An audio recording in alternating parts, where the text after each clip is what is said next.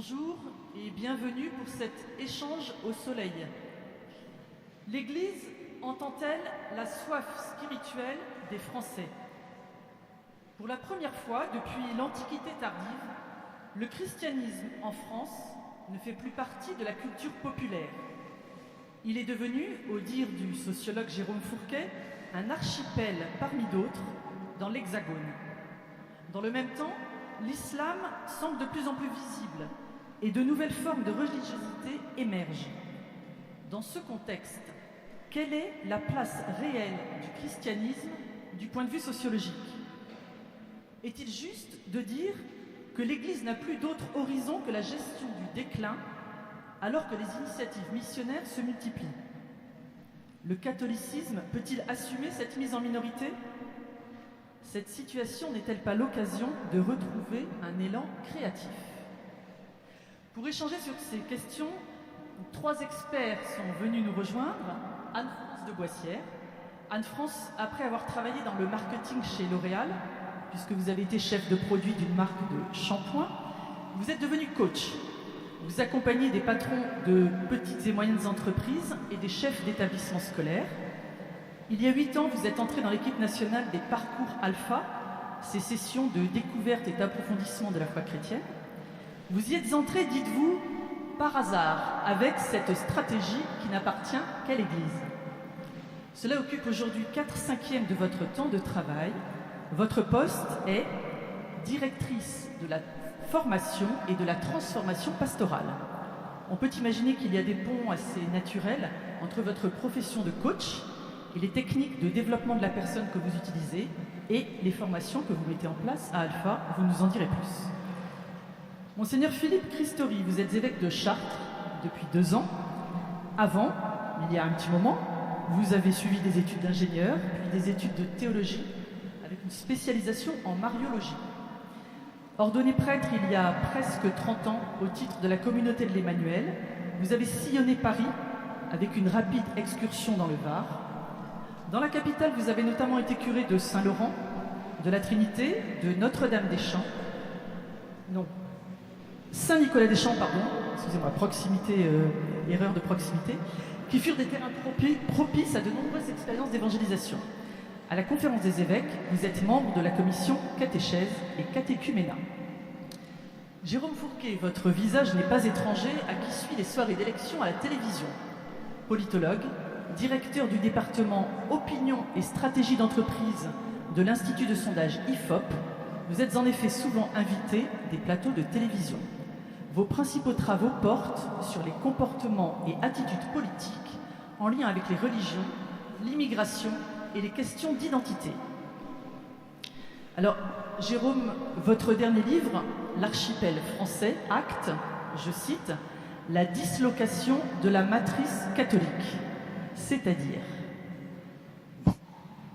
Merci beaucoup. Bonjour à toutes et bonjour à tous. Merci pour votre invitation. Donc effectivement, dans l'ouvrage que vous avez cité, je reviens sur les évolutions profondes que notre pays a connues au cours des 50 ou 60 dernières années. Et un des aspects les plus évidents des transformations que la société française a connues est ce que j'ai appelé la dislocation de la matrice catholique. En repartant d'une histoire de plus longue durée, mettant en avant, bien évidemment, et c'est pas ici qu'on va l'apprendre, le rôle fondamental et structurant qu'a eu le catholicisme dans l'histoire de notre pays. Or, il se trouve que le phénomène de déchristianisation est maintenant ancien, mais qu'il s'est considérablement accéléré en l'espace de quelques décennies. Alors, je vais vous donner quelques chiffres pour un petit peu objectiver ce ressenti qu'on peut tous constater.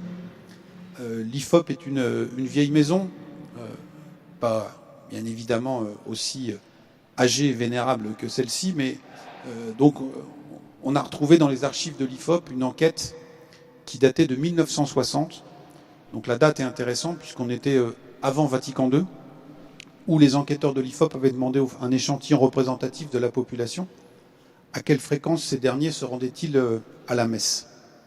Et donc les enquêteurs à l'époque avaient observé, enregistré le taux de 35% de Français qui déclaraient aller à la messe tous les dimanches ou plus. C'est comme ça que l'item était formulé, ce qui est déjà un signe sur l'évolution du temps.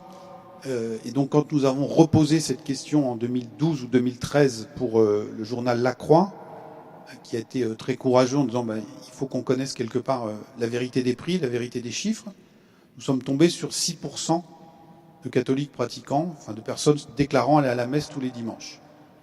Donc on est passé de 35% à 6%. Alors vous me direz que dès les années 60, les catholiques étaient déjà minoritaires, catholiques pratiquants, et vous aurez raison. Mais comme on dit à la bourse, à 35%, vous êtes une sacrée minorité de blocage. Vous pesez lourd, vous êtes majoritaire dans des pans entiers de la société, il y a tout un écosystème autour de vous. Cet écosystème, il existe encore, mais il n'est plus que l'ombre de ce qu'il a été. Cette perte d'influence du catholicisme, donc on le mesure, c'est plus visible, si je puis dire, au taux de remplissage des églises le dimanche. On peut l'objectiver aussi avec d'autres données. Là, des données qui proviennent pas de l'IFOP, qui concernent aussi une certaine forme de pratique, c'est sur, par exemple, la question des baptêmes. Alors là, sur une échelle de temps beaucoup plus restreinte, en l'espace de 20 ans, en l'an 2000, on a enregistré en France 400 000 baptêmes. En 2017, on est tombé à 231 000, donc c'est une perte de 42% en 17 ans. Alors si on voit les choses un peu différemment, on peut dire que jusqu'en 1990, nous avions à peu près soit 2/3 d'une classe d'âge de jeunes enfants qui étaient baptisés. Donc en 90, il y a 30 ans, on est tombé aujourd'hui en 2013 à 36%. Donc en l'espace de 30 ans, le taux a été quasiment divisé par 2. Et donc vous voyez là aussi qu'on va avoir un phénomène d'accélération de cette érosion de l'influence du catholicisme. Alors, influence du catholicisme en tant que religion et donc en tant que pratique. Mais ce que j'essaie d'expliquer dans mon livre, c'est que ça va bien au-delà de tout cela et que le catholicisme est ou était aussi en tout cas dans nos pays, une matrice culturelle. Et donc dans mon livre, je me suis notamment intéressé aux prénoms qui étaient donnés aux nouveau-nés.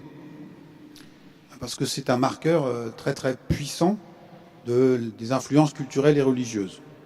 Et donc pour ce faire, on a mobilisé un fichier de l'INSEE qui recense depuis 1900 toutes les naissances intervenues en France, année après année, département par département. Donc c'est un gigantesque fichier, il y a 84 millions de lignes, pour ceux que ça intéresse. Et donc au hasard, comme on s'intéressait aux catholiques, on a pris le prénom Marie. Le prénom Marie est donné à 20% des petites filles qui naissent en France en 1900. Quelle que soit la région, c'est une moyenne nationale, 1 sur 5. Alors ici, en région parisienne, où la déchristianisation a été plus précoce, on est déjà à peine à 10% de Marie parmi les nouveau-nés. Mais dans de très nombreuses régions françaises, je vous parlais tout à l'heure de la minorité de blocage, dans des régions catholiques comme le Finistère, les Vosges, la Haute-Loire, c'est une petite fille sur 2 dans ces régions-là qui naît en 1900 qui reçoit le prénom de Marie. Donc vous voyez que cette influence du catholicisme était si puissante qu'elle allait jusqu'à influer sur le prénom qui était donné aux enfants et influer très très massivement puisque ces taux étaient spectaculaires. Alors, comme on est à l'âge et à l'heure de l'égalité des sexes, on peut faire le même exercice chez les garçons. Et c'était Jean, qui était un prénom qui était très massivement donné. C'était 16% des garçons en 1900. Si je reviens à Marie, Marie, aujourd'hui, est un prénom qui est donné en moyenne à 0,3-0,4% des petites filles qui naissent en France.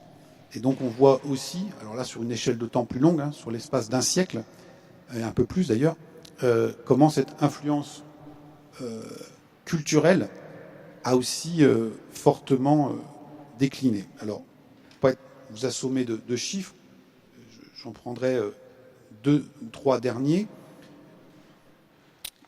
Cette influence, on peut aussi la mesurer par des signes palpables dans la vie de tous les jours. Par exemple, on a retrouvé une enquête de l'IFOP de 1988, lors de l'une des venues du pape en France. Un journal nous avait commandé un sondage sur l'influence et l'héritage religieux en France. Et donc ce sondage montrait que 40% des Français en 88, excusez-moi, donc il y a 30 ans, déclaraient avoir un crucifix ou un missel à la maison, ou du buis béni. C'était 4 Français sur 10. Donc ça signait quand même une présence dans l'intimité des familles françaises qui était encore assez importante. On a reposé la même question au mois d'août.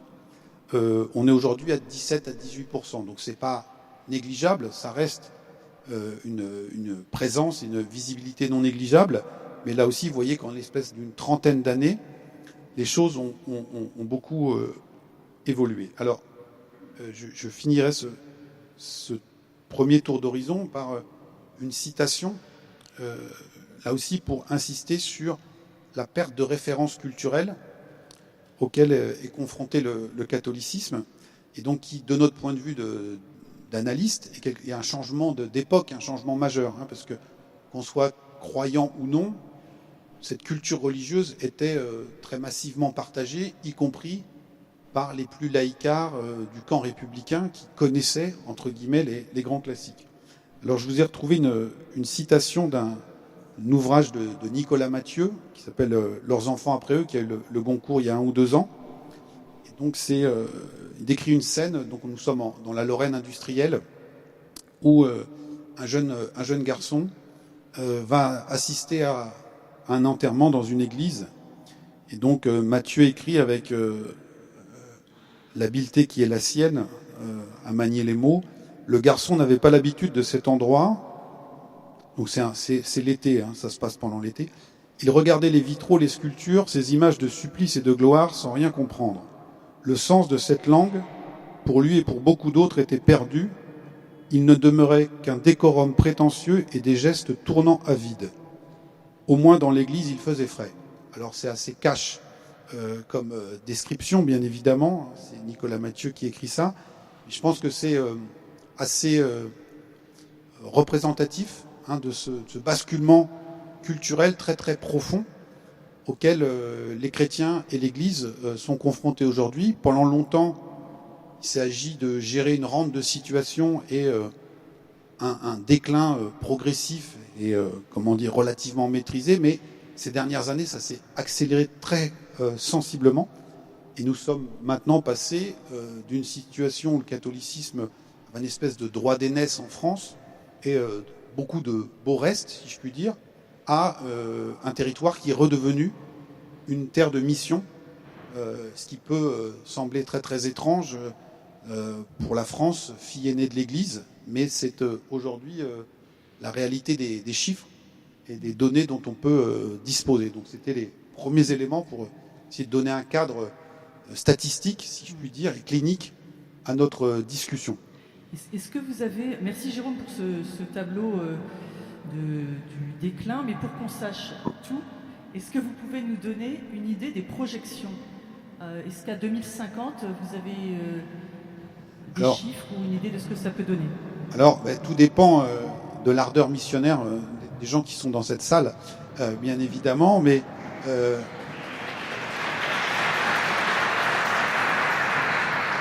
Et moi, je serais mort, donc ça fera un chrétien de moins.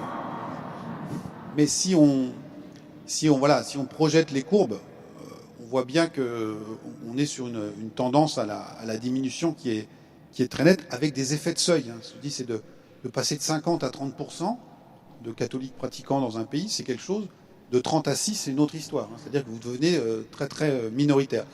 Il y a une autre statistique que j'ai pas citée, qui là aussi n'émane pas de l'IFOP, mais de la conférence des évêques.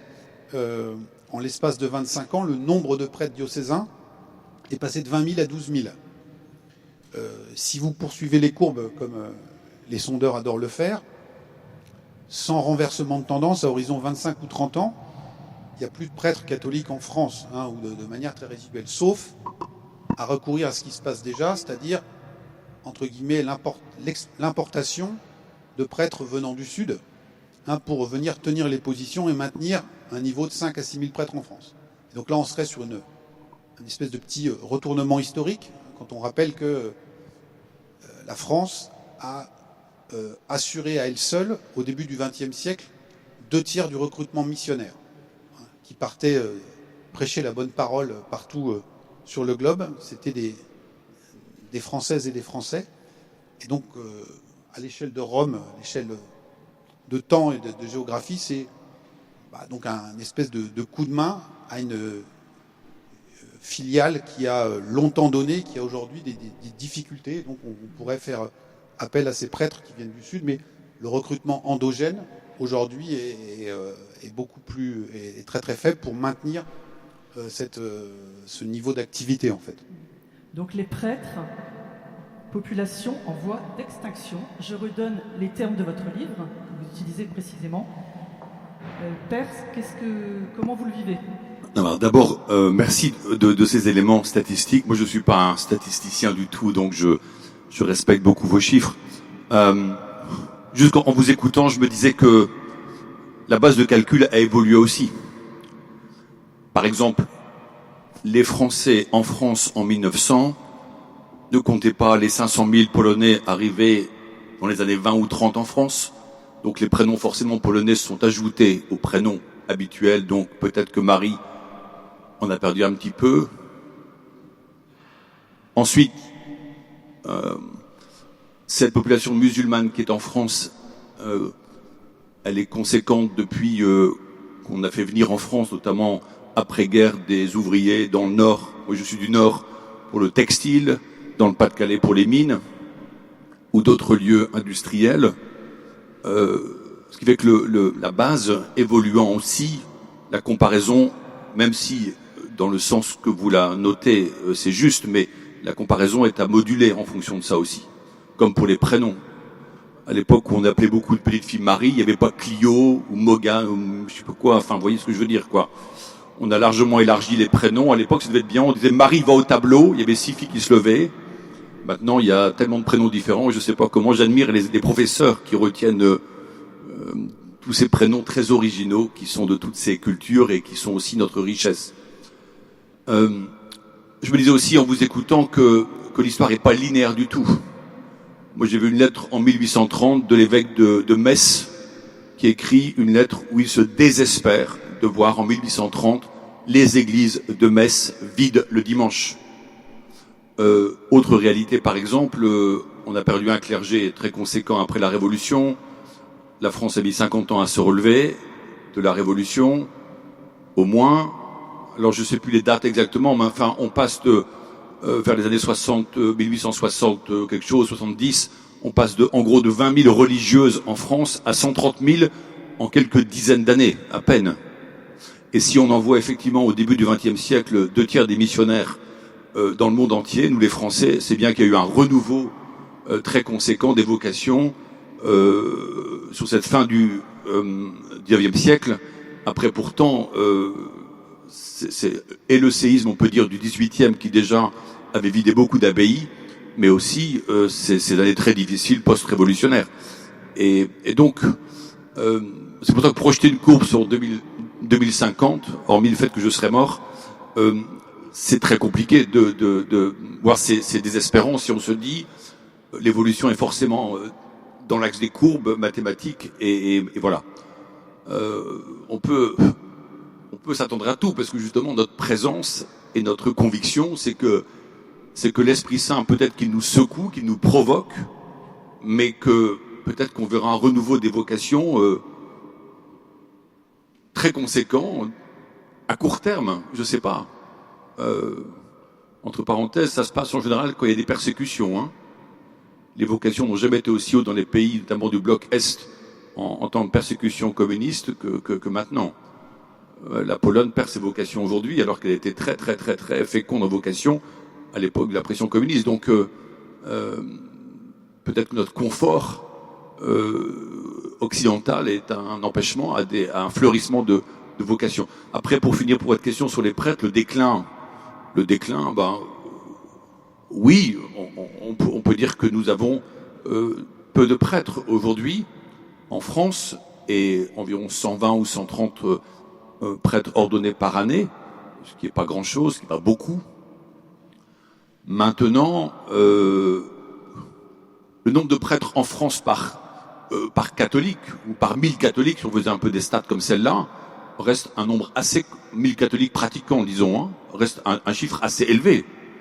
On a beaucoup de prêtres pour 1000 catholiques pratiquants, on a plus qu'en Afrique ou au Brésil ou dans certains pays où il y a des chrétiens en grand nombre et peu de prêtres statistiquement par rapport à ce nombre de chrétiens pratiquants. Sauf que nous, on ne sait pas faire comme les Africains ou les Sud-Américains, 50 km le dimanche pour aller à une messe, parce qu'on se dit, si c'est pas près de chez moi, je n'y vais plus. Donc c'est ça aussi. Et quant à faire venir des prêtres de pays, notamment d'Afrique, moi j'en ai dans mon diocèse une vingtaine, 7 sont étudiants, on les aide, on les finance pour qu'ils puissent faire un doctorat à Paris. Pendant 4-5 ans, on fait ce geste-là. Ça nous paraît aussi bien pour avoir des liens avec des diocèses justement africains.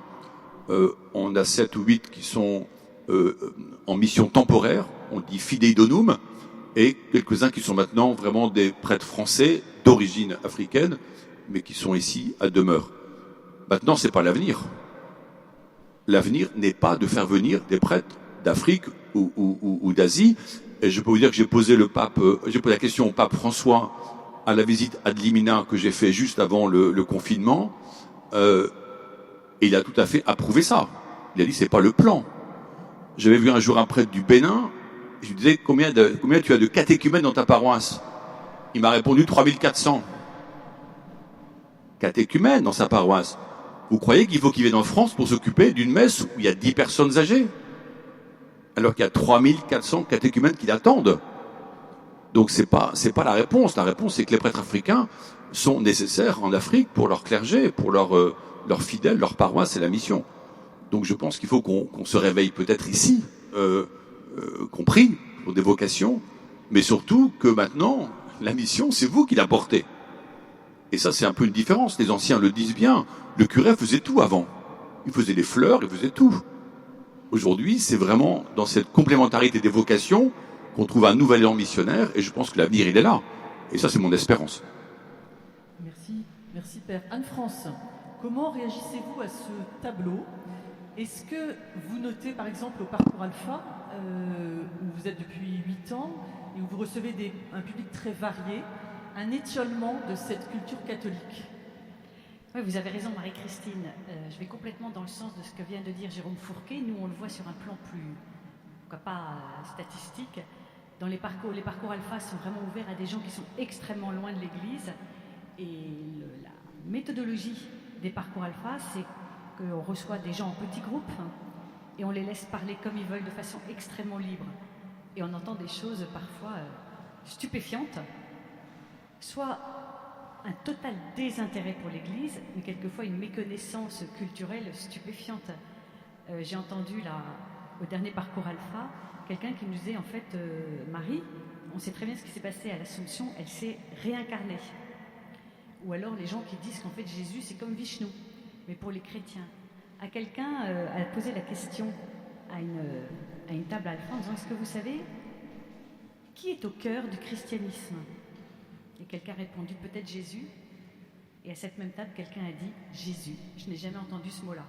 Donc c'est vraiment, je vois effectivement une déperdition de la culture chrétienne que je trouve totalement stupéfiante. Et je pense qu'à ce niveau-là, Alpha est un observatoire très intéressant. En revanche, je me désolidarise complètement des projections que propose Jérôme Fourquet sur 2050. Moi, je suis convaincue qu'en 2050, les chrétiens se seront multipliés en France. En fait, Alpha est d'origine anglicane.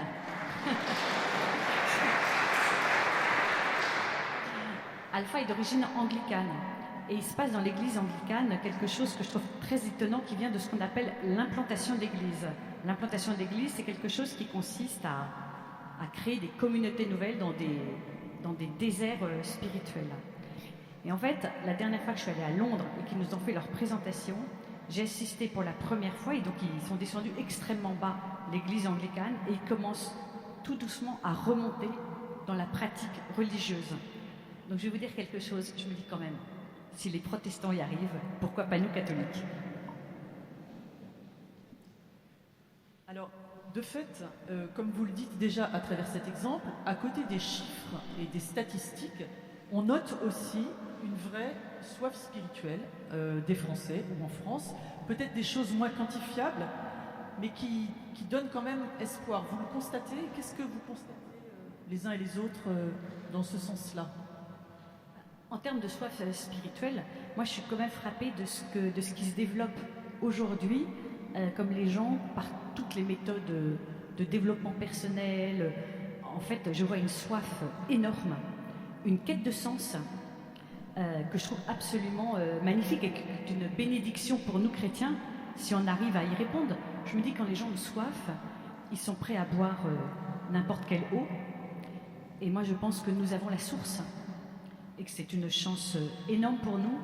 Je suis aussi frappée de voir à quel point l'Église catholique, et Dieu sait qu'elle est décriée, et malheureusement parfois à juste titre, paraît légitime sur certains sujets. Et je pense à un sujet qui est celui de la parentalité. On fait chez Alpha ce qu'on appelle des parcours famille, pour les parents, pour les couples.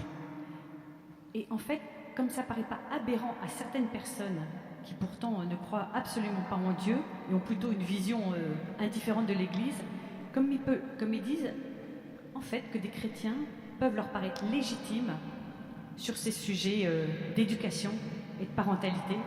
En fait, l'Église reste quand même une experte en sagesse humaine. Et dans ces parcours alpha pour les parents, on accueille, par exemple, on l'a fait l'année dernière avec mon mari, et on accueillait un public qui spontanément ne serait pas intéressé par l'Église, ou qui peuvent se sentir rejetés, qui sont des couples, il y avait des couples du même sexe, il y avait des mamans toutes seules, des parents divorcés. Et je me disais, en fait, il y a quand même cette soif spirituelle à laquelle on doit répondre, à mon avis, par l'intérêt qu'on doit porter au développement personnel, mais aussi parce que l'Église reste légitime, pour certains, sur des sujets sociétaux. Vous tiquiez tout à l'heure quand Anne-France parlait d'une soif et que les gens sont prêts à boire n'importe quelle eau. Je vous ai vu tiquer. Non, mais je ne sais pas s'ils sont prêts à boire n'importe quelle eau.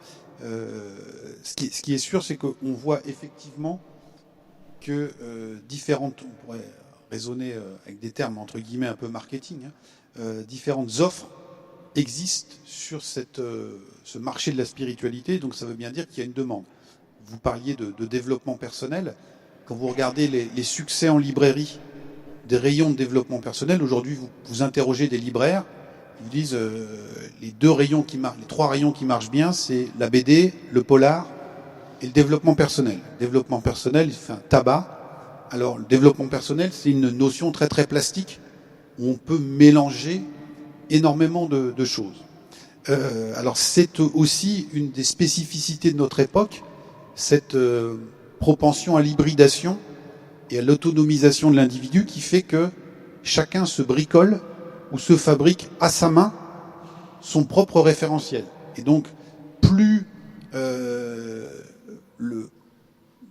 la matrice que vous proposez est plastique et meuble et malléable, plus elle va séduire. Dans le développement personnel, on peut mettre énormément de choses. Il y a 40 000 nuances de développement personnel. Autre exemple, en lien avec le précédent, regardez ce qui se passe autour de l'essor du yoga, de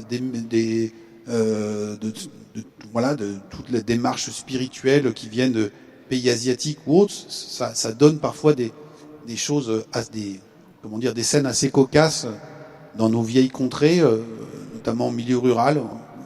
On voit des temples hindouistes ou autres, des séances de yoga, développement personnel. Vous avez des séminaires ou des rassemblements chamaniques aussi. Donc tout ça, là c'est un peu plus anecdotique.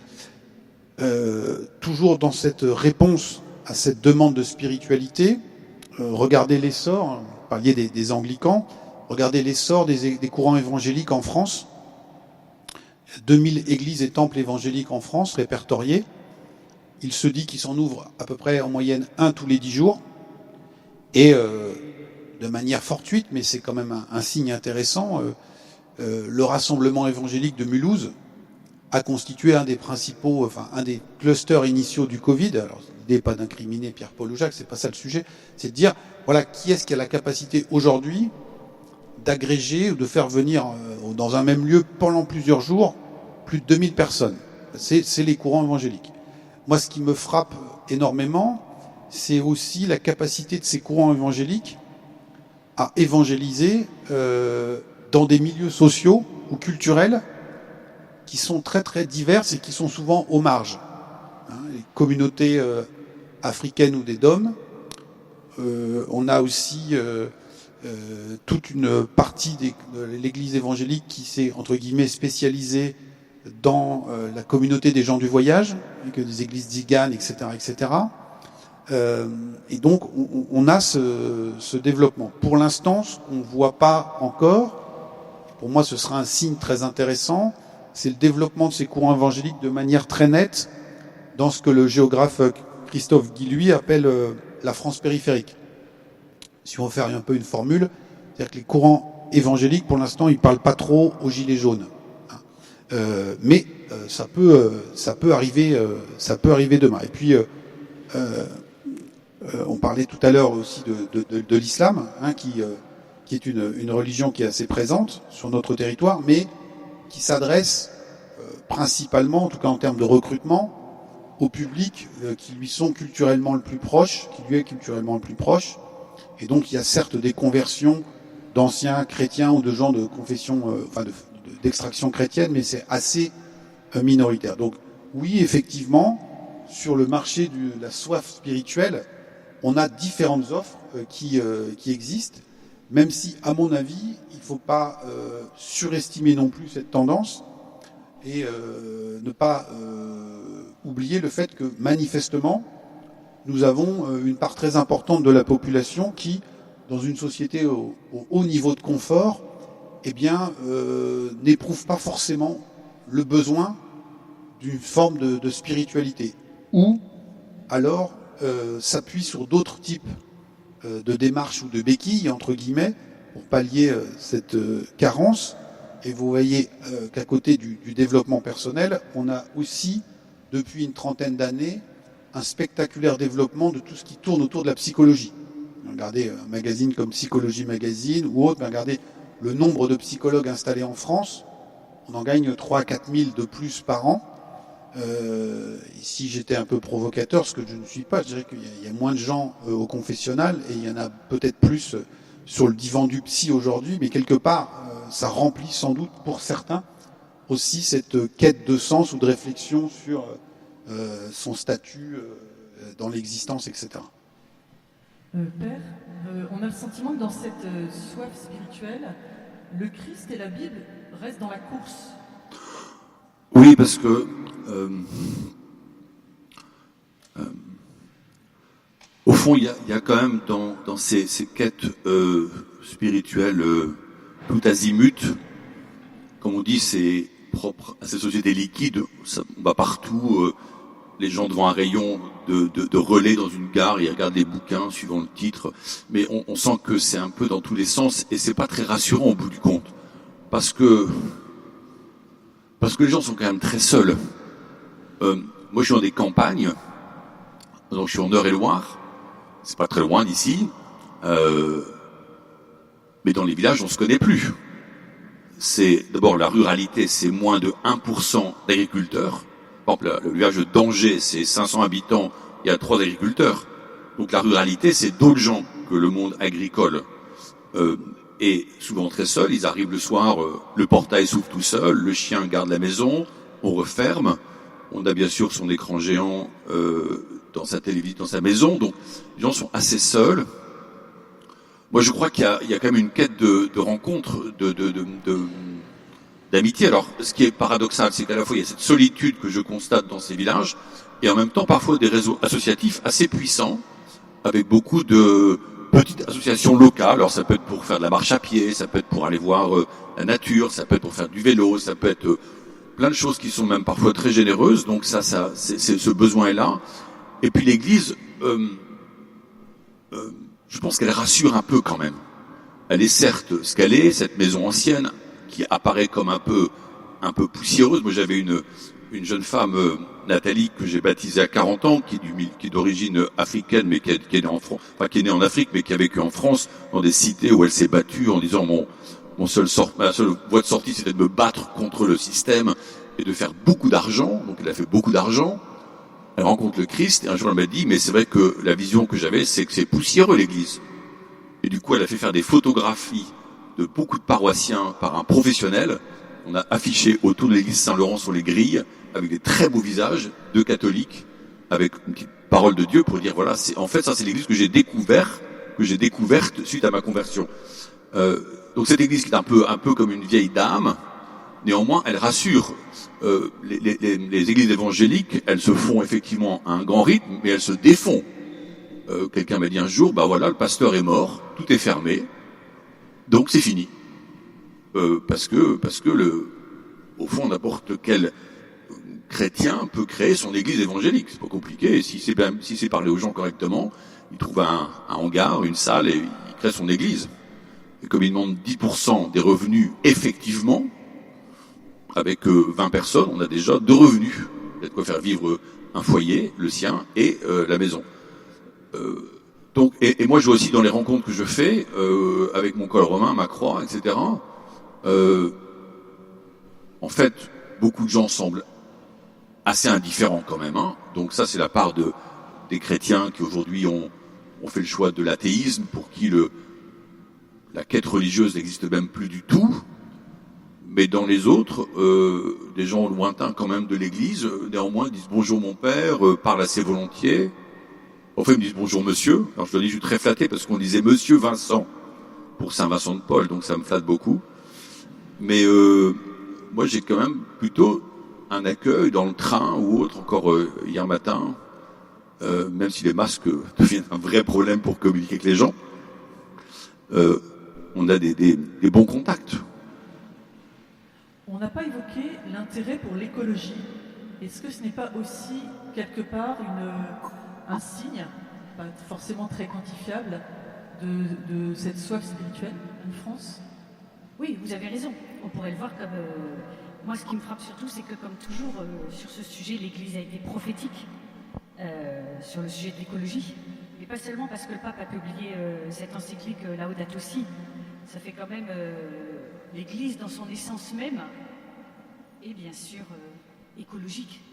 Et cette expression de l'intégrité, de la complétude de la personne. Est-ce que je peux juste vous m'autoriser, Marie-Christine, à rebondir juste sur un point? Bien sûr. Il y a un truc que tu as dit, Philippe, que je voulais commenter, comme j'ai oublié. Je vais commencer par ce que disait Jérôme Fourquet. Vous disiez, je crois pas, je pense que vous disiez un peu que ça peut être une bulle éventuellement de développement personnel.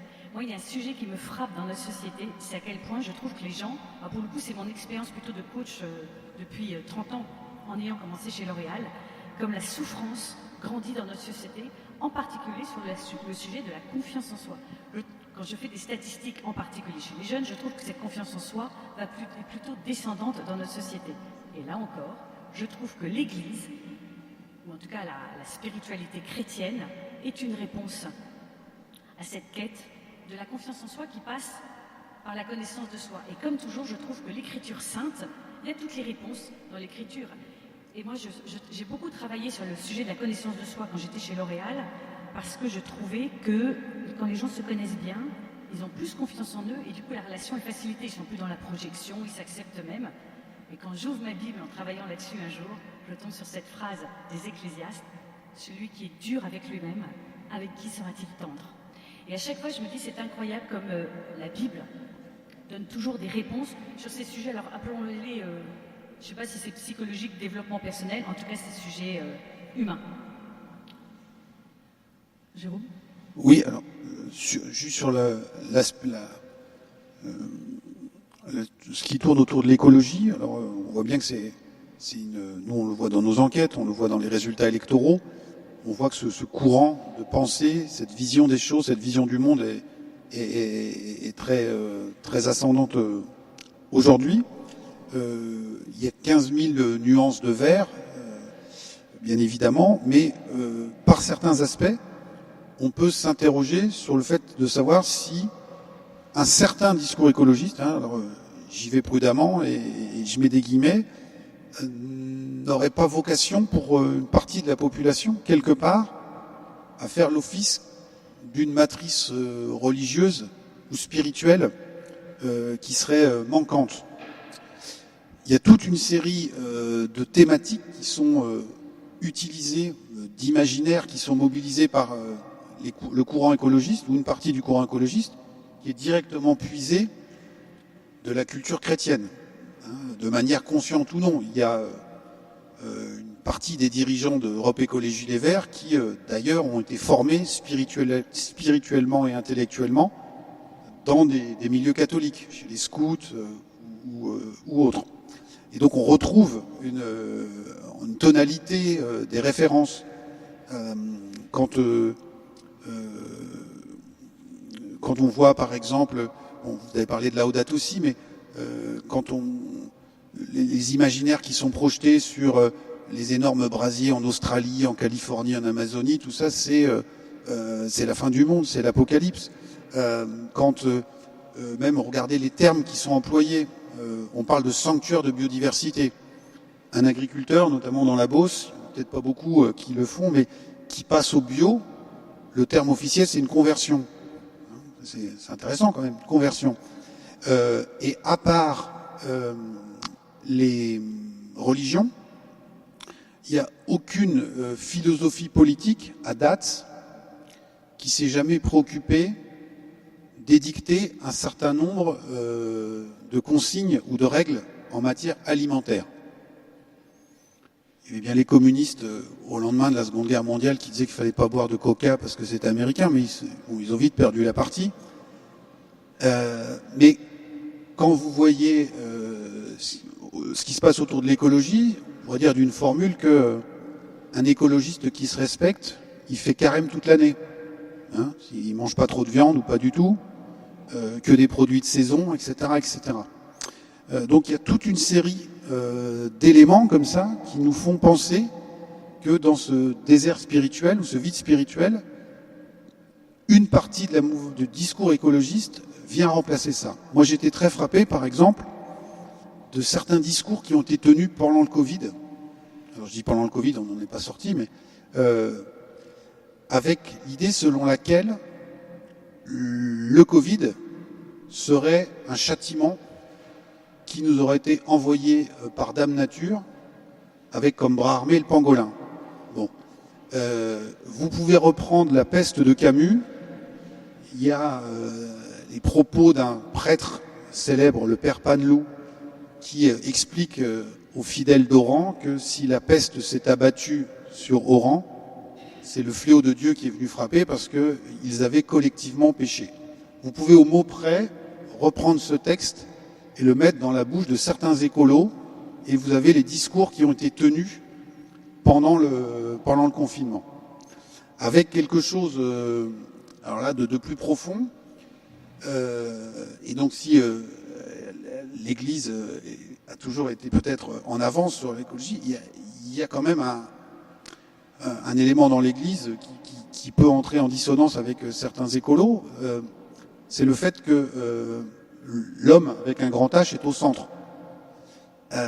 Chez certains écolos, ça va pas du tout de soi. Et donc vous vous souvenez peut-être de très nombreuses photos qui sont passées sur les réseaux sociaux ou sur les chaînes de télé dans les premières semaines du confinement. On a vu des kangourous dans les rues de Sydney, une méduse dans les canaux de Venise, des canards place de l'Opéra à Paris ou à Londres. Et à chaque fois, la légende en dessous, c'était la même. La nature reprend ses droits. Hein, ça veut dire que quelqu'un lui aurait usurpé ses droits, et quelqu'un c'est qui? C'est nous. Hein, donc il faudrait expier collectivement nos péchés, nous, occidentaux, parce que nous avons trop malmené Dame Nature. Donc, vous voyez que ça va très très loin, et qu'il y a toute une série comme ça de références, conscientes ou non, à une forme d'héritage chrétien, avec des différences qui s'opèrent, même sur un certain nombre de figures.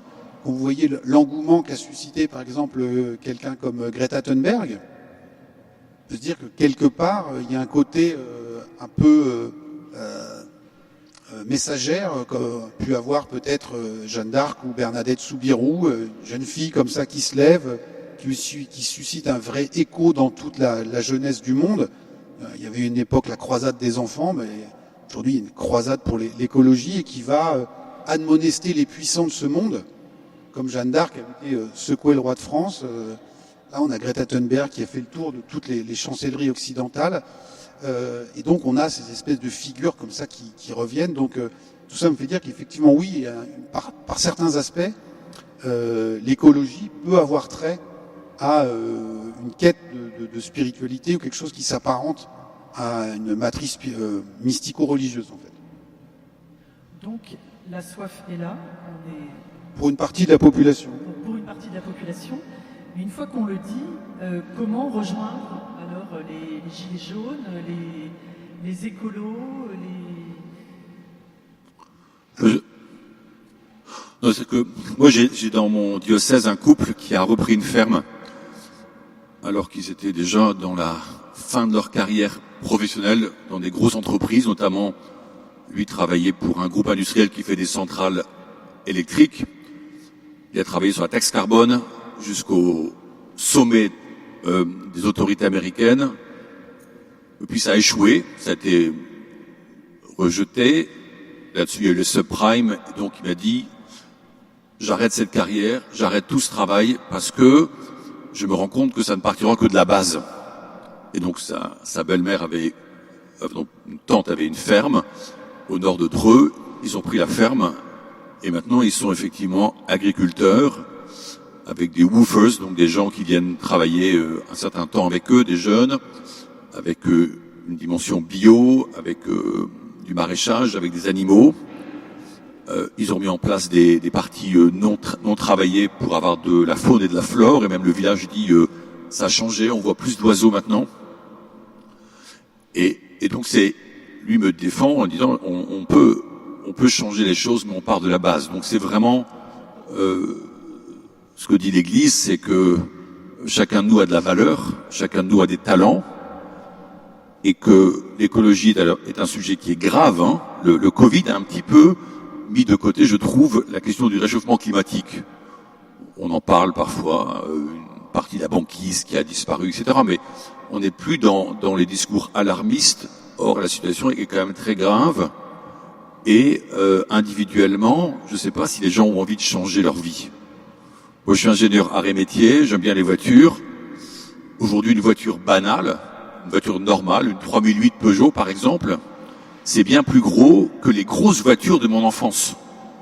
À l'époque, une grosse voiture, c'était une 404 Peugeot. C'était une grosse voiture. Aujourd'hui, une 3008, c'est beaucoup plus gros. Et je parle pas des gros Volkswagen, des gros machins, qui sont des voitures qui ont un peu une surdimension, qui est un peu un non-sens, quoi.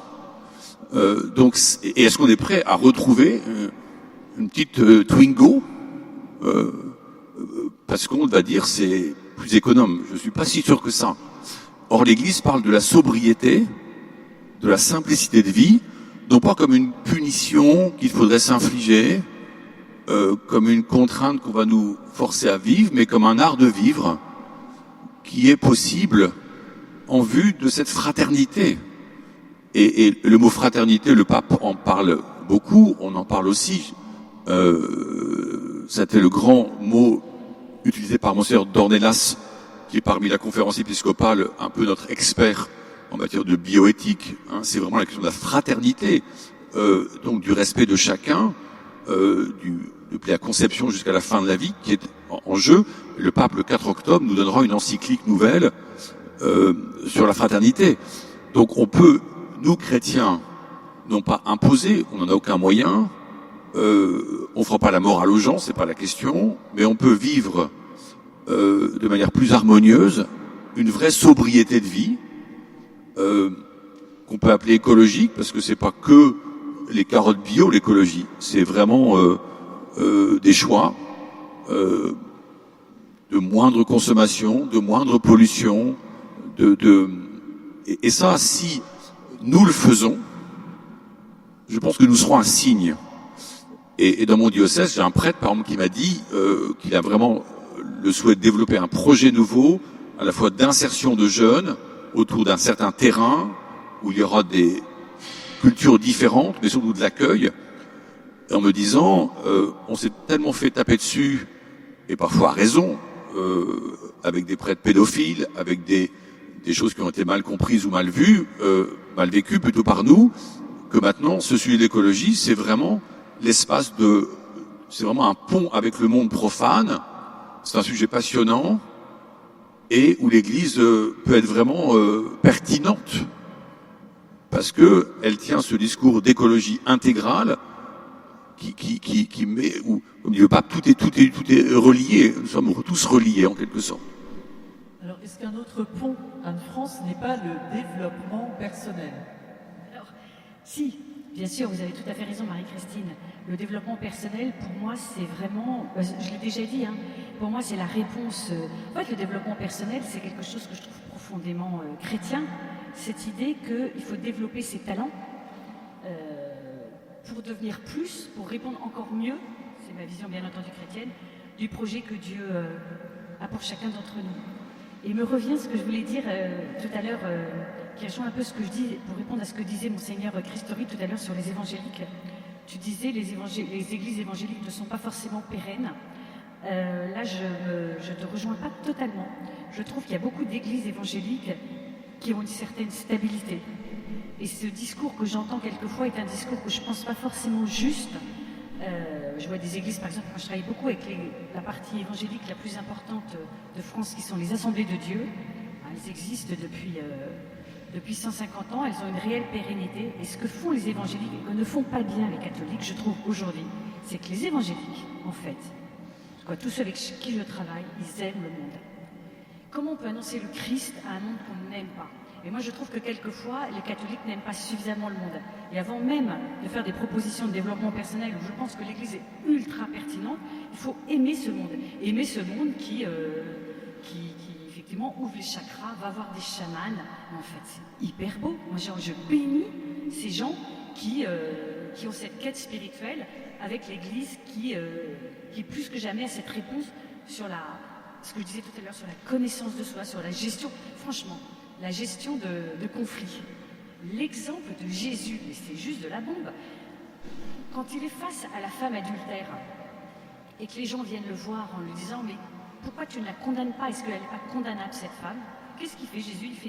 Il utilise quelque chose qu'on utilise beaucoup en gestion de conflit, c'est qu'il détourne l'attention. Il se met à dessiner sur le sable. Donc, le Christ, plus que quiconque, est bien entendu l'exemple de l'homme totalement développé. Donc l'Église a cette réponse à apporter à tout ce sujet de développement personnel. Mais la différence pour moi entre ce qui existe aujourd'hui dans le monde en matière de développement personnel, avec toutes ces pratiques orientales, et ce que propose l'Église, c'est que nous, ce qui est au cœur de notre vision, c'est un homme... nous, on a décidé de suivre un homme qui est mort sur la croix, qui a connu l'humilité, qui a connu l'humiliation. Et en fait, nous, c'est cet homme brisé. Et en fait, je pense qu'un cœur brisé plaît à Dieu. Donc, cette quête de la perfection que proposent les techniques actuelles de développement personnel, c'est pour ça que je disais que c'est pas forcément la bonne eau, mais nous, l'Église, on a quelque chose à apporter. Et moi, il y a une autre chose qui me frappe, c'est à quel point, c'est un truc qui est hyper tendance en ce moment, c'est d'aller sur les chemins de Saint-Jacques. Là encore, les gens, ils y vont pour marcher, pour méditer, mais c'est à ces moments-là qu'il faut leur parler de Dieu. Autre chose hyper tendance dans des milieux mais absolument pas chrétiens, c'est tout ce que propose Sainte Hildegarde. Là encore, pourquoi Sainte Hildegarde elle a eu cette proposition extrêmement, là encore, visionnaire de l'écologie? Mais c'est parce qu'elle écoutait l'Esprit Saint. Voilà. Donc l'Église a plus que jamais, il faut qu'on réponde, et parce que les autres le feront avant nous, et probablement moins bien. Jérôme, quand on a évoqué le sujet, vous m'avez parlé de packaging, une façon de packager les choses qu'on a peut-être à apprendre. Non, juste pour peut-être rebondir sur ce qui vient d'être dit et poursuivre sur l'observation qui peut être faite de l'écho rencontré par les courants évangéliques. Vous disiez un rapport au monde qui est peut-être pas forcément celui qu'on retrouve le plus souvent dans l'Église catholique. Et aussi, quelque part, vous parliez de fraternité, l'idée qu'en fait on rentre vraiment dans une communauté quand on rentre dans certaines organisations évangéliques, c'est-à-dire qu'il y a à la fois l'office religieux, mais il y a aussi tout un écosystème qui va avec, l'entraide scolaire, des réceptions, et donc une partie de la population que vous évoquiez tout à l'heure qui rentre seule chez soi le soir, peut-être le vit bien, mais il y en a une autre qui est à la recherche de ces moments de fraternité. Quelque part, c'est un peu ce qui a expliqué dans certains endroits en France la longévité des rassemblements sur les ronds-points au moment des Gilets jaunes. D'autres types d'autres catégories de la population trouvent peut-être cette forme de spiritualité en intégrant ces communautés évangéliques qui, quelque part, ont cassé un certain nombre de codes, parce que c'est quand même très très américain comme façon de voir les choses, et donc dans un vieux pays latin comme le nôtre, on peut regarder ça avec des yeux un peu éberlués. N'empêche que le monde tel qu'il est, la société telle qu'elle est aujourd'hui, font qu'il y a toute une partie de la population qui sans doute a besoin ou est en recherche de ce type de prise en main, de fraternité ou d'intégration dans des collectifs qui sont plus larges que la seule participation, ce qui est déjà beaucoup, à une vie religieuse et spirituelle, mais qui a tout packaging ou tout le package plutôt qui va autour et qui sans doute intéresse et est un des ingrédients importants du succès de ces courants. Mais j'abonde sur ce besoin de fraternité. Moi, je pense que j'étais curé de paroisse 20 ans. À la fois, des gens sont dehors et nous espèrent une relation, un contact. Mais quand on voit ceux qui passent dans nos églises, soit parce qu'ils demandent un sacrement ou parce qu'il y a des funérailles, et ceux qui passent dans les églises juste parce qu'un jour ils y rentrent, il y a une célébration, ils sont là. Si on savait accueillir fraternellement tous ces gens, nous déborderions de monde. Par contre, on a des paroisses qui parfois prétendent être accueillantes et fraternelles. Elles le sont en général pour une partie, mais pas pour tout le monde. Et c'est un peu mon constat d'avoir vu des groupes qui se choient, du verbe choyer, entre eux, très bien. Mais vous savez comme moi que à la fin des messes, on voit qui? On voit ses amis, on voit ses cousins, on voit sa famille. Mais on ne va pas voir ce qu'on ne connaît pas. On ne prend pas le prénom de ceux qu'on ne connaît pas. On ne prend pas le téléphone avec l'engagement d'un café ou d'un repas avec ceux qu'on ne connaît pas. Et parce que c'est d'abord un réflexe assez humain que de se dire je retrouve mes amis, les enfants retrouvent leurs amis enfants, donc c'est... Et là, il y a une conversion pastorale des communautés chrétiennes à faire, qui porterait, je pense, beaucoup de fruits, sauf qu'il faut se livrer. Il faut être prêt à perdre son temps, il faut être prêt à s'ouvrir à des gens qu'on ne connaît pas, qui ne sont pas de notre culture, de notre milieu. Or, c'est passionnant. Moi, l'Église est un des lieux de vie sociale où l'on rencontre des gens d'une diversité extraordinaire. Moi, j'étais curé de Saint-Laurent, Gare de l'Est. La grand-messe du dimanche matin, c'était 30, 40, 50 nationalités représentées. Donc, quelle joie, quelle diversité. Mais c'est une conversion de chacun. Donc, notre avenir, même si certaines techniques de communication, d'animation de groupe, de développement personnel existent et parfois font du bien, notre avenir, il est dans le regard que moi, je vais porter sur l'autre que je ne connais pas et que le Christ me donne comme frère. Ou sœur, bien sûr. Voilà, c'est un défi énorme et passionnant en même temps. Mais il faut changer. Je sais que vous appelez aussi volontiers les laïcs à innover et à créer sans référer ou faire appel aux prêtres en permanence. Ah oui, moi j'essaie de dire ça sans arrêt. Alors, je l'ai fait comme curé, je le fais comme évêque. En disant, vous êtes baptisés, donc vous êtes légitimes pour vous associer et monter des projets missionnaires, des projets caritatifs, des projets éducatifs, des projets culturelle, etc. Vous êtes légitime. Arrêtez de demander l'autorisation. Et quand j'installe un curé, je dis à la communauté chrétienne, je vous offre un curé qui va avoir la charge de gouverner la paroisse, charge qu'il va assumer avec sa responsabilité pastorale, spirituelle, mais vous êtes plus compétent que lui dans bien des domaines. Donc, initié, moi j'aime bien les idées. Par exemple, j'ai une jeune femme qui m'a dit un jour, j'étais curé à Paris, elle m'a dit, je pense que l'Église devrait mieux nous aider à équilibrer notre être, âme, esprit et corps. Alors je dis, c'est quoi ton idée? Elle m'a dit, j'aimerais bien monter un groupe de gymnastique et de prière.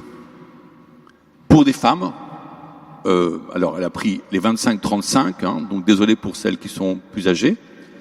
Elle appelait ça Body and Mind. Et ce groupe est monté à 45 femmes, donc elle payait un coach pour avoir 1 heure de gym pilates, ce qui a attiré des femmes pas forcément très proches de l'église, avec 1 heure de gym vraiment intense. Ensuite, il y avait louange pendant 1/4 d'heure, et après ça, il y avait un topo d'1 demi-heure sur la vocation de la femme et quelque chose, l'argent, la vie, le travail, les enfants, je sais pas quoi, les loisirs. Et ce groupe a même essaimé maintenant ailleurs, donc oui, et je trouvais ça absolument. Alors, on me dit, mais enfin, comment ça, un groupe de gym dans la paroisse, dans la crypte de l'église, des femmes en tenue, vous voyez, sportives, là. Mais j'ai dit, à crypte, on fait tout. On nourrit les pauvres 4 midis par semaine, on fait des fêtes paroissiales, on fait des kermesses, on fait du caté. Après tout, pourquoi pas un groupe qui prend soin de son âme et de son corps. Et j'étais très heureux de cette initiative. Anne-France, une initiative originale que vous voudriez partager avec nous? L'initiative, c'est par exemple... déjà, quand j'entendais Monseigneur Christori dire, mais moi, il faut que je te dise merci, j'aime tellement quand il y a ce type d'initiative dans l'Église. Là encore, j'ai un de mes amis pasteurs évangéliques qui a lancé le plan de Daniel, en s'inspirant de la Bible.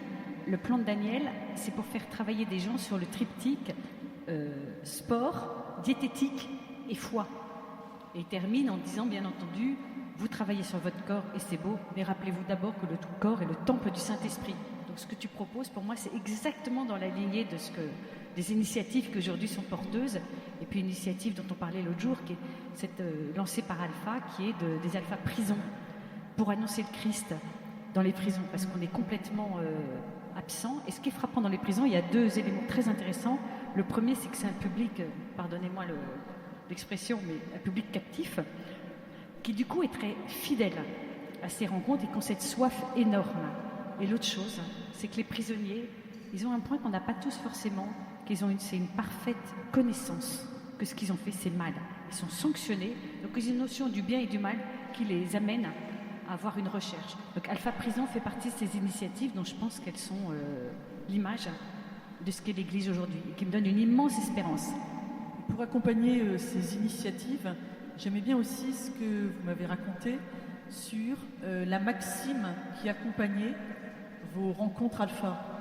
Oui, on dit toujours que ce qui est important, c'est d'abord d'écouter les gens, de faire alliance. Donc, pardon, je le dis en anglais parce que ça nous vient du monde, là encore, des évangéliques américains qui est « connect before correct ». Donc, toujours se dire « je me connecte d'abord avec les gens ». Donc, je commence par écouter les gens. Je vous disais tout à l'heure ce que les gens nous disent, mais le fait d'être entendu fait qu'après, on peut leur dire quelle est la parole de vérité. Et j'ai eu une dernière, je termine sur une dernière anecdote, mais on a à notre dernier parcours Alpha, donc on accueille les gens, on les laisse dire tout ce qu'ils veulent. Et est arrivé un jeune homme qui au premier, puisque c'est donc une série de 10 rencontres, et à la première rencontre, il a dit tout le mal qu'il pensait de l'Église, et dans ce qu'il disait, il y avait énormément de choses vraies. Il a recommencé au deuxième, il a recommencé au troisième. Et il dit, je me suis assez vite rendu compte que dans mon petit groupe, il y avait des chrétiens, 2 chrétiens qui animaient le groupe. Il dit, et je les voyais tellement tendres, tellement attentionnés et en même temps souffrant de ce que je disais, qu'au bout d'un moment, je me suis posé une question, je me suis dit, mais qu'est-ce qu'il y a derrière ces gens-là?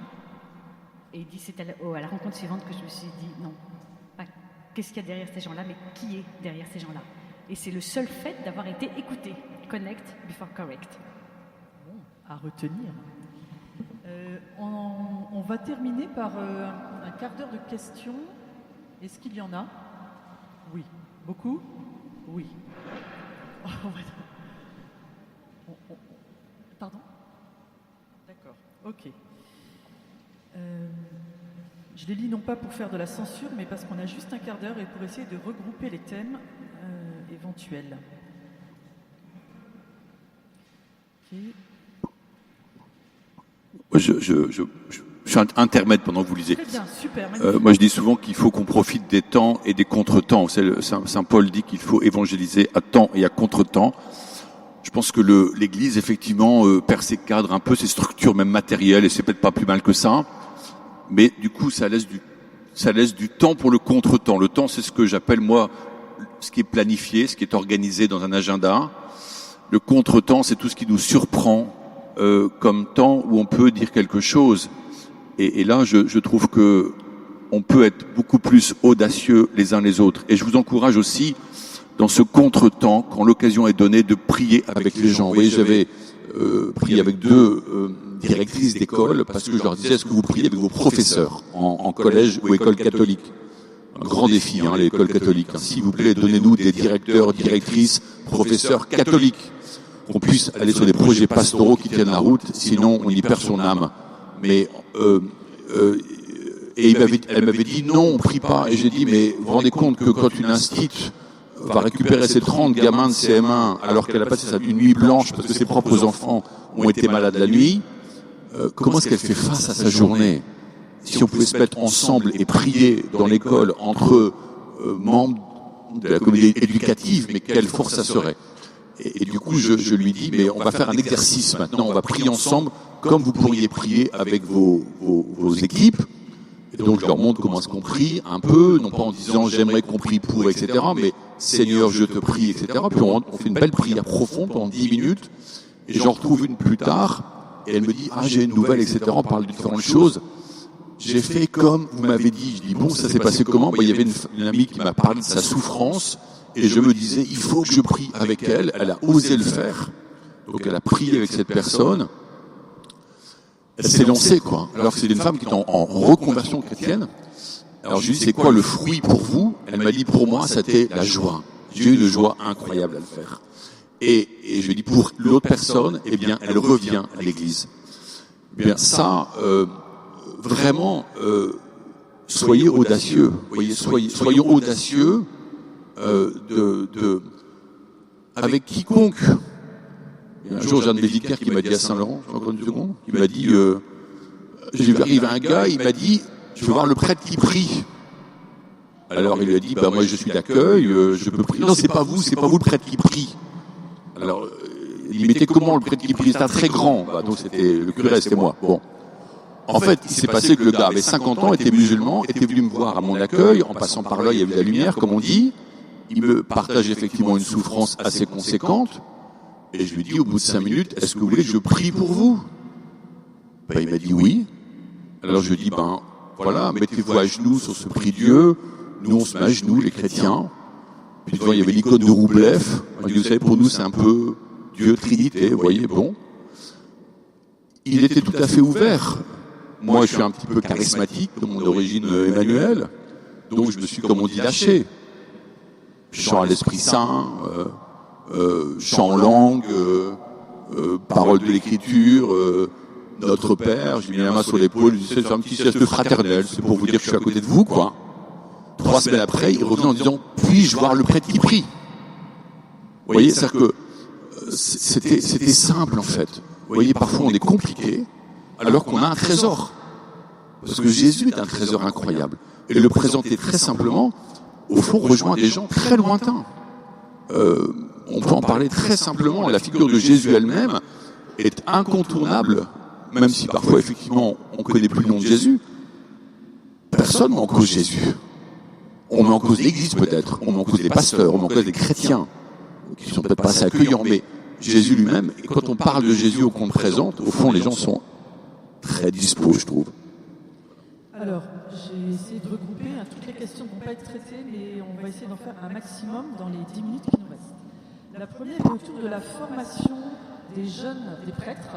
Est-ce qu'ils ont une formation spirituelle? Est-ce que leur formation n'est pas trop orientée, théologie fondamentale, etc., histoire de l'Église? Moi, je réponds brièvement, mais oui, bien sûr que c'est. D'abord, ils font 1 an de propédeutique, qui maintenant est une année de formation à la vie spirituelle, à la parole de Dieu. Je pense que dans tous les séminaires, la prière est vraiment au cœur, l'adoration eucharistique est revenue. Elle était cachée il y a 30-40 ans. Hein. On prie Marie volontiers le chapelet, oui, je pense que oui. Deuxième question qui concerne toujours la jeunesse. Tous les jeunes qui font déjà une démarche de chercher un travail qui a du sens et qui donne du sens à leur vie, beaucoup plus que la génération précédente, n'est-ce pas déjà un signe de cette soif spirituelle? Anne-France. Oui, c'est sûr que sur ce sujet-là, je rejoins complètement. Je trouve que les jeunes, ils font quelque chose que moi, je n'ai jamais vu à ma génération, c'est cette fameuse année de césure. Quand je vois le nombre de jeunes qui donnent du temps, une année, aux plus pauvres ou à ceux qui sont là pour aider. Ça, c'est quelque chose que je n'avais pas connu à ma génération. Et effectivement, cette quête de sens, très importante. Et là encore, je vous redis, je ressors mon truc, mais je suis quand même frappée de voir qu'il y a un truc qui crée tendance. Tous les jeunes, maintenant, vont dans cherchent à travailler dans le domaine dit de la RSE, donc la responsabilité sociale des entreprises. Et moi, ça me fait toujours marrer parce que je trouve que ça ressemble beaucoup à la DSE, la doctrine sociale de l'Église. Et je me dis, yes, on a encore eu un temps d'avance là-dessus, mais c'est vrai qu'il y a cette quête de sens. Mais ils ne savent pas qu'en fait, c'est chrétien leur quête. Il n'y a pas que chez les engagements chrétiens, il y a aussi beaucoup de jeunes qui s'engagent pour l'écologie en passant 6 mois, 1 an, etc. de césure. C'est un mouvement plus large que chez nous. Ça montre leur générosité aussi et leur intérêt. Alors, autour de l'accueil, il y a 2 questions qui se ressemblent un peu. La première est comment être accueillant quand on ne vit qu'avec des gens qui nous ressemblent. Et puis, autre question, sur l'accueil aussi, ne faudrait-il pas accueillir plus vite et intégrer mieux au sein de nos communautés? Si vous voulez que ceux qui nous ressemblent, on nous apporte, on sort dehors et on va rencontrer des gens qui ne nous ressemblent pas. Avec audace, simplicité. Prenez des gens en blablacar, ce que je fais, vous verrez des gens qui ne vous ressemblent pas dans votre voiture, avec qui on a des magnifiques discussions. Magnifiques. Une question sur la raison qui fait qu'on veut rejoindre les gens. On se demande beaucoup comment les rejoindre, mais est-ce qu'on ne peut pas leur dire pourquoi ils seraient... Se demander pourquoi. Alors, j'explicite ce qui est marqué. Parce que l'amour du Christ a changé ma vie et que je veux que tous le découvrent. Ça rejoint une autre question. Pourquoi ne pas parler de l'amour que Dieu nous donne? Est-ce que vous avez l'impression de le faire? De vous donner des trucs à notre assemblée pour mieux parler Moi, j'ai l'impression que nous ne parlons, en tout cas nous qui avons choisi la mission, nous ne parlons que de ça. En fait, c'est un tel trésor qu'on a envie que tous les gens que nous rencontrons puissent bénéficier de ce trésor. D'ailleurs, c'est une des expériences qu'on a. Moi, j'ai cru que Dieu m'appelait à aider des gens à rencontrer le Christ en quittant L'Oréal pour entrer chez Alpha. Et en fait, ce que j'ai vécu de plus dingue, c'est que c'est des gens qui étaient déjà chrétiens, qui ont renouvelé leur relation à Jésus. Des gens qui se pensaient chrétiens voient des gens qui sont loin et qui leur disent « mais quel trésor !» Mais effectivement, toujours communiquer sur ce trésor. Moi, j'ai fait une rencontre personnelle avec le Christ qui a changé ma vie, qui m'a donné envie de partager cette merveille avec d'autres. Et je me dis souvent, en fait, cette rencontre avec le Christ, et je témoigne souvent en disant « je ne suis pas sûre qu'elle m'ait rendu tellement plus...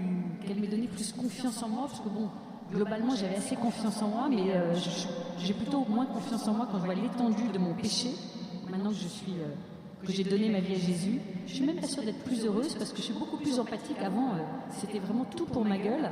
Et là, tout d'un coup, je me rends compte que la souffrance me rejoint. En revanche, une chose est certaine, et c'est vraiment ça que j'ai envie de partager, c'est que je n'ai plus peur. Depuis que je connais Jésus, je n'ai plus peur parce que j'ai mis toute ma confiance dans le Dieu qui a fait le ciel et la terre.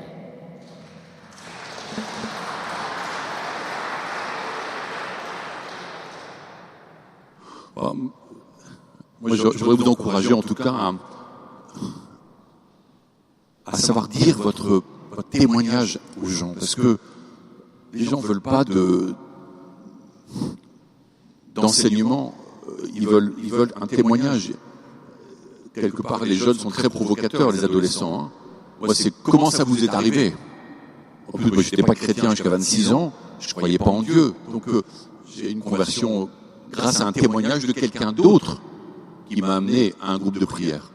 Hein, donc, c'est qu'est-ce que j'aurais à dire à quelqu'un qui me dit comment ça t'est arrivé et pourquoi tu crois? Et savoir le faire en 2 minutes ou en 5, vous voyez? C'est ça que les gens aiment entendre et qui les fait peut-être réfléchir. Jérôme, il y avait une ou deux questions qui vous étaient directement adressées. Oui. Alors, vous avez évoqué la pérennité du christianisme à l'instant T. Qu'en est-il de la pérennité des forces qui ont contribué à la déchristianisation de notre pays? Alors, bon, je ne vais pas faire une thèse. Voilà. Non, de manière assez basique, hein, si on essaie de... Il y a plein de causes, bien évidemment. Si on essaie de résumer les choses, je pense qu'il y a un très très puissant moteur de déchristianisation, en tout cas depuis une cinquantaine d'années, c'est la montée en puissance et l'autonomisation de l'individu. Donc c'est pour ça aussi que le développement personnel peut rencontrer un certain écho, et qui cette autonomisation de l'individu, c'est complètement sorti de toute une série de cadres hérités de la longue durée, donc cadres religieux, cadres politiques, cadres familiaux. On voit cette montée en puissance de l'individu, et donc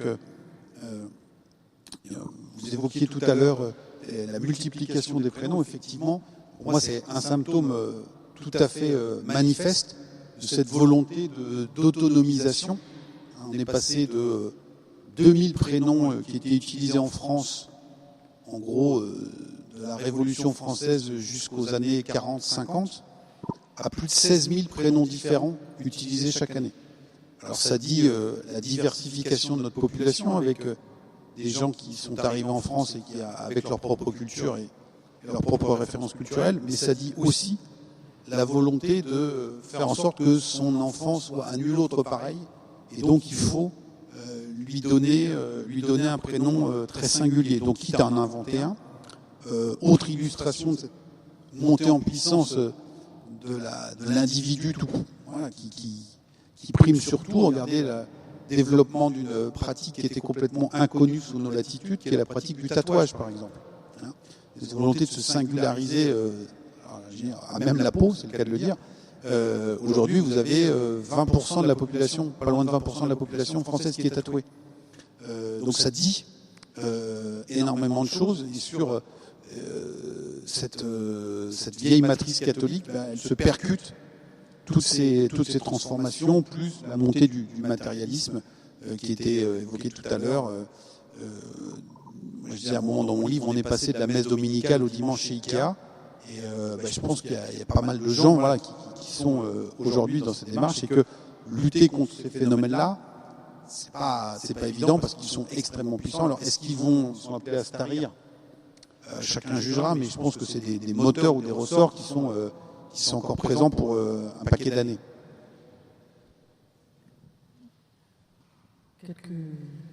Non. Il y avait une deuxième question? Non. Oui, mais c'était un peu les phénomènes qui ont abouti à la déchristianisation, donc c'était un peu là-dessus que je... Une question sur comment vous le ressentiez, ce déclin? Comme moi, personnellement, ça n'a pas tellement de... Oui, ça n'a pas tellement d'intérêt. Si ce n'est que, moi, en tant qu'observateur, c'est le côté assez vertigineux, hein, des changements qui sont introduits et induits par tout ça. Puisque pendant longtemps, voilà, il y a une grande tradition en France dans les études sociologiques de sociologie religieuse. Et il y avait beaucoup de gens qui étaient issus de l'Église catholique qui travaillaient là-dessus. Il y a les études du chanoine Boulard, etc., où on avait demandé à tous les prêtres en France, jusque dans les années 60, de faire leur propre recensement sur le nombre de personnes qui, paroisse par paroisse, allaient à l'église. Donc il y a des cartes magnifiques. Alors, moi, je suis un dingue de géographie électorale, donc on avait des cartes de pratiques religieuses canton par canton. Donc il y avait tout ce courant de la sociologie française qui s'occupait des religions, mais uniquement sur l'aspect, je le disais tout à l'heure, taux de remplissage de l'église. Mais en fait, on voit bien que l'effondrement de cette matrice a causé beaucoup d'autres conséquences qui sont, de mon point de vue, tout à fait stupéfiantes. C'est même, quelque part, à l'origine, je pense, d'un basculement anthropologique que nous sommes en train d'observer. Je vous ai parlé tout à l'heure de la place de l'homme et de la nature. Regardez la montée d'un courant comme le courant animaliste. Pour moi, c'est un symptôme supplémentaire de la déchristianisation de la société française.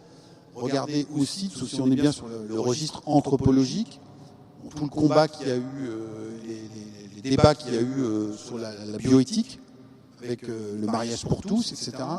Bon, là, au creux de l'été, on a une loi sur la PMA qui passe, qui autorise la PMA pour des couples de femmes ou des femmes seules, sans trop de restrictions d'âge à la baisse, si je puis dire, et tout ça remboursé par la sécurité sociale.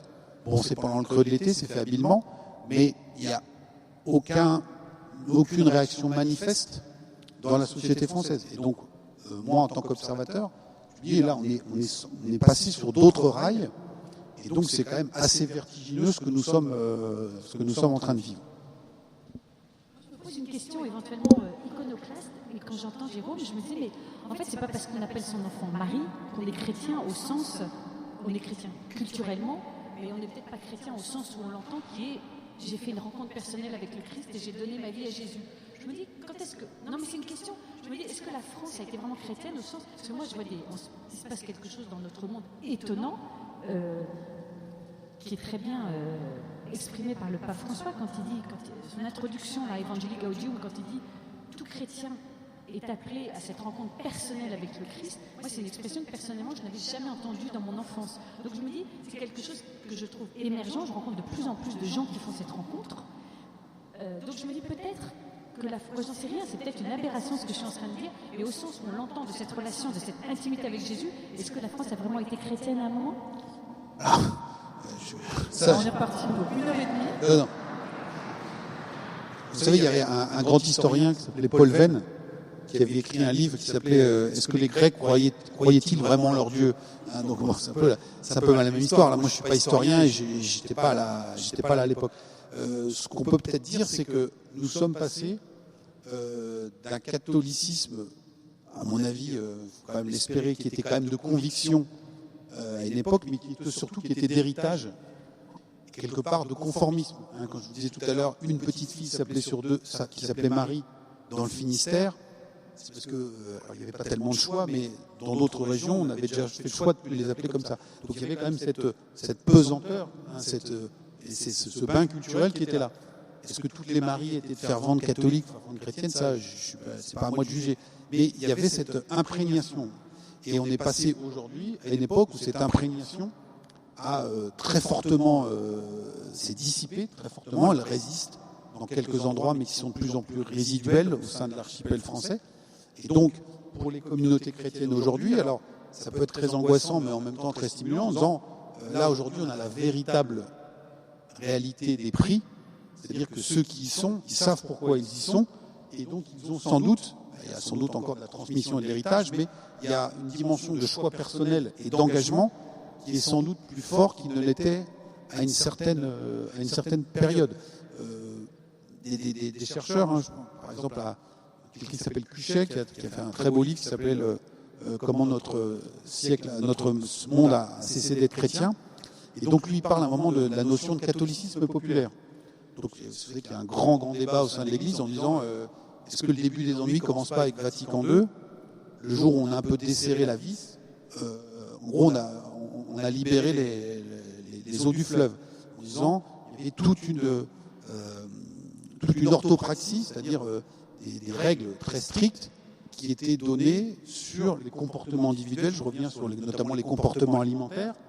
Donc les gens qui faisaient maigre le vendredi, qui étaient à jeun avant la communion, est-ce que pour autant ils avaient rencontré Dieu ? Ça faudrait leur demander, il en reste encore un certain nombre. Mais tout ça structurait des habitudes, des pratiques. Et tous ces éléments-là sont délités. Donc on est passé complètement à autre chose aujourd'hui. Et donc effectivement, ceux qui poussent la porte des églises aujourd'hui, ils ont sans doute peut-être une charge de conviction personnelle qui est peut-être plus importante que celle qui était présente chez une partie, pas chez tous, de ceux qui étaient dans les églises, très nombreux, il y a encore une cinquantaine d'années. C'est pas pour faire le procès de ceux qui étaient, mais c'est dire qu'on a changé de nature quelque part de registre. Merci Jérôme. Père, vous voulez réagir? Non? Bon, c'est-à-dire qu'on va arriver à la fin de notre table ronde, mais moi j'ai l'impression que en France en tout cas, on a une sorte d'aventure à vivre. Je le dis vraiment parce que j'ai été appelé à être évêque il y a 2 ans et demi, je ne le voulais pas, ça surtout pas. Maintenant je suis assez content quand même. Et puis j'ai une petite église assez sympathique, donc voilà. J'étais à Cracovie à plusieurs occasions, et j'ai été récemment, enfin avant le confinement, et j'étais avec le recteur de la cathédrale de Wawel, avec différents enseignants de la catho de Cracovie, etc. Et moi ils me disent, nous on regarde vers la France parce qu'on sait que le renouveau catholique arrivera de France. Alors je leur ai dit, vous êtes gentils, je suis français, je suis évêque, et vous me dites ça pour me faire plaisir. Vous avez plein de vocations, nous on est pauvres, on n'a plus de prêtres, on ne sait pas grand-chose, quoi. On n'est pas écoutés, on n'est pas relayés, notre parole n'est pas relayée. Ils me disent, tout ça on sait, il n'empêche que nous pensons que c'est de la France qu'arrivera le renouveau catholique. Je vous le dis parce que il y avait une espérance aussi chez eux, enfin voilà, et que moi je pense que c'est, je sais pas si c'est vrai, j'espère que c'est vrai, mais voilà, c'est une aventure qu'il faut qu'on vive ensemble. Ensemble, nous sommes meilleurs, on est moins divisés que ça a été à d'autres occasions. Beaucoup veulent être missionnaires, beaucoup veulent annoncer le Christ. Vous êtes des gens qui êtes avec la parole de Dieu, beaucoup. Regardez le succès des éditions de Magnificat, de Prions en Église, Paroles et prières, etc. Le nombre d'entre vous qui ont des applications sur les smartphones avec la parole de Dieu, avec le renouveau des offices de lecture, enfin des offices du jour, enfin l'aude, etc. Beaucoup les prient, le chapelet, on en parle beaucoup plus qu'avant, je trouve. Donc tout ça me laisse à penser que oui, en France, il y a quelque chose qui se passe, et j'espère vivre assez longtemps pour le voir. Merci.